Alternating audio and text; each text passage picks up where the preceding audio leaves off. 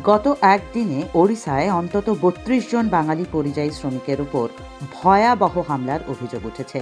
শুধুমাত্র বাংলা ভাষায় কথা বলার অপরাধে তাদের বাংলাদেশি তকমা দিয়ে নির্মমভাবে মারধর করা হচ্ছে বলে অভিযোগ। আক্রান্তদের অধিকাংশই পশ্চিমবঙ্গের মুর্শিদাবাদ জেলার বাসিন্দা।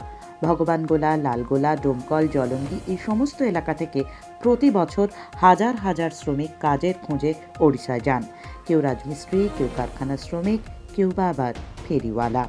অভিযোগ, ভুবনেশ্বরের চন্দ্রশেখরপুরে রাতে ঘুমন্ত শ্রমিকদের তুলে নিয়ে গিয়ে বেধড়ক মারধর করা হয়েছে।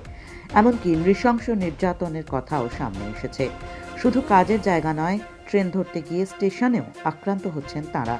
ভদ্রক ও বালেশ্বর এলাকায় কাজ করতে গিয়ে অন্তত ২৫ জন শ্রমিকের খোঁজ পাওয়া যাচ্ছে না বলে দাবি।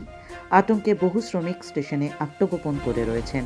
কেউ কেউ সর্বস্ব ফেলে বাড়ি ফেরার চেষ্টা করছেন। শ্রমিকদের অভিযোগ, পুলিশ উপস্থিত থাকলেও বহু ক্ষেত্রেই নীরব দর্শকের ভূমিকা পালন করছেন মাত্র। রাজ্য সরকার কড়া পদক্ষেপের আশ্বাস দিলেও আতঙ্ক কাটেনি মুর্শিদাবাদের হাজার হাজার পরিযায়ী পরিবারের। বারবার বিজেপি শাসিত রাজ্যে বাঙালিরা আক্রান্ত হওয়ায় উঠছে প্রশ্ন।